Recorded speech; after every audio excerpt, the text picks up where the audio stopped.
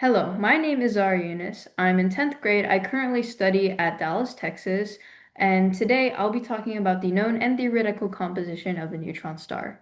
Here, I'm going to break down the layers structuring this insane celestial entity and summarize the vast yet limited research done on them.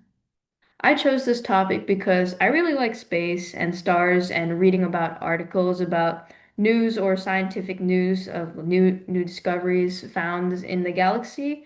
And when I realized that there was a star completely being overshadowed by black holes, yet just as extreme, I knew I had to learn about this. I thank Polygence for accepting me to do research on a neutron star with them, and I thank my mentor, Dr. Ann Catherine Burns, for supporting me throughout the project. So let's start with the formation of a neutron star first. It begins when a supergiant star collapses in on itself to create a supernova. So it essentially burns heavier and heavier elements once it runs out of hydrogen until it reaches iron. Now, iron is the most stable atom in the or element in the periodic table. So once it reaches there, gravity wins and crushes the whole thing and it explodes. What's left is a cloud of space dust, as you can see here, and either one of two things. It can turn into a neutron star, which is when the star is around 8 to 20 times the mass of our sun or solar masses. Or if it was any more massive than that, it could turn into a black hole.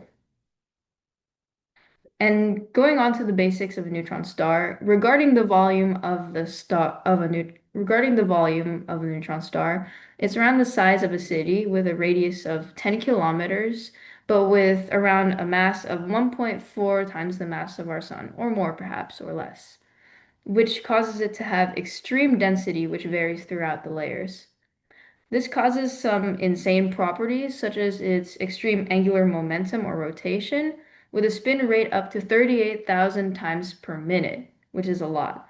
It also has a pretty powerful magnetic field, around 1 trillion times stronger than the Earth, from the rotation of the original star mass and the mass of the original star. And it has around 10 to the 12 Gauss. And sometimes there's a variation of neutron stars, which are very rare, called magnetars. And they have around 100 to 1,000 times stronger than a normal neutron star. And they also have a really high temperature, over 10 to the 11th Kelvin when born. But on average, it has around 10 to the 8th Kelvin. And for comparison, the sun is only 1.5 times 10 to the 7th Kelvin. Now let's move on to the density and layers.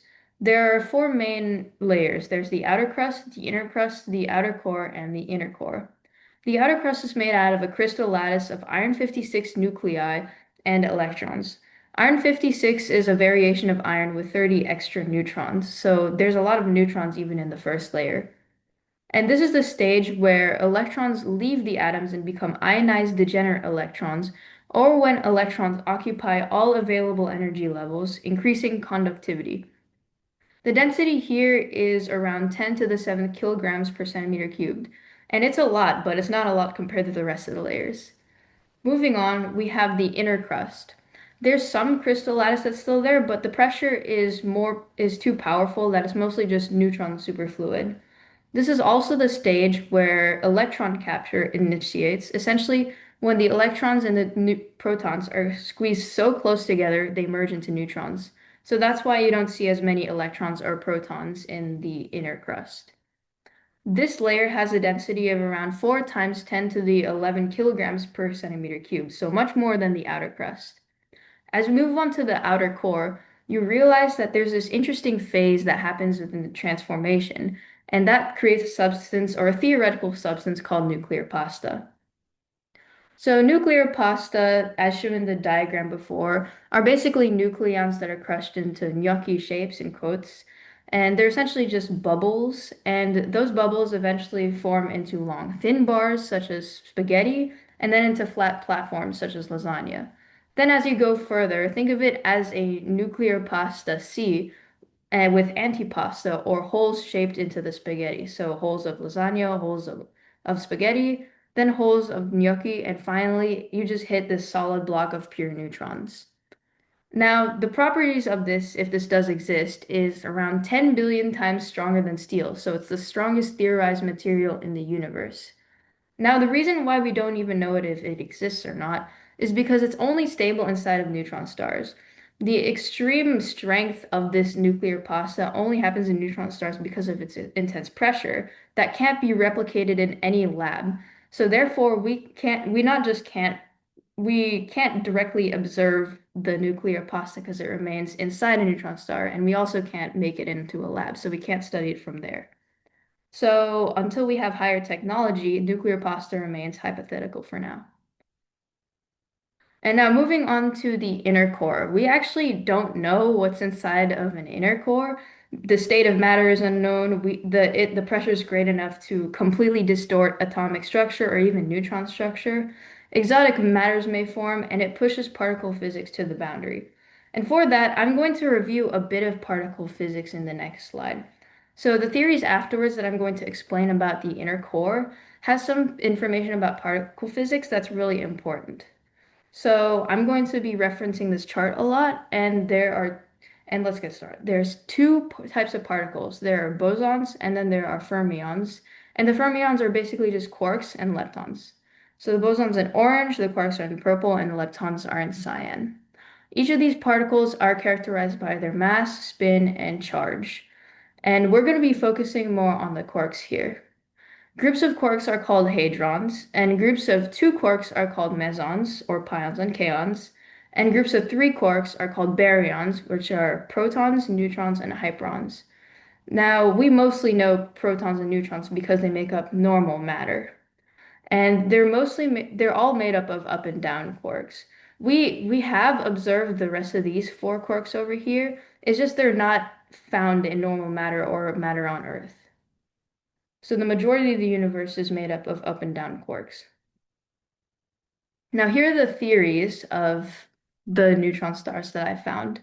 There's the quark gluon plasma theory, which is where neutron structure completely dissolves into quarks and gluons. So gluons are part of the bosons family group. They don't exactly have a mass or spin, but they mostly bind the up and down quarks together in the neutron.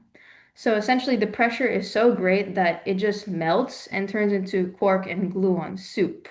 And that's what happens in the inner core. That's one of the theories. The other theory is that strange matter forms, aka when the quarks are squeezed so tight that they turn into heavier particles, such as the strange quarks in right over here. Now, strange quarks can create hyperons, which are essentially protons and neutrons, just a bit more heavier, and that in turn can create strange matter, or matter made up of strange quarks and hyperons. And the difference between strange matter and normal matter is that normal matter is more organized. So you have these quarks organized with their gluons, and then they form into neutrons and protons, and then they form matter. But in strange matter, you just have a bunch of free quarks and gluons, and it's not organized at all. And I would like to introduce strange stars, which are just another variation, a hypothetical variation of neutron stars with heavier quarks in the center. Again, we don't know if it really exists since we can't observe this in a lab or observe this directly. And finally, this is not exactly a theory, but just a clue to what's inside of a neutron star. So scientists have recently discovered that the sound waves emitted by a neutron star are nearly 75% the speed of light. And that suggests that it's much stiffer than we've actually thought it would be, mostly because if the atoms are packed closer together, sound is able to travel much faster than it would if they were further away. So this suggests that the inside is more solid than we thought it was, than more liquid, as we may have thought of it before. So thank you so much for watching this presentation, and please have a good day. Thank you.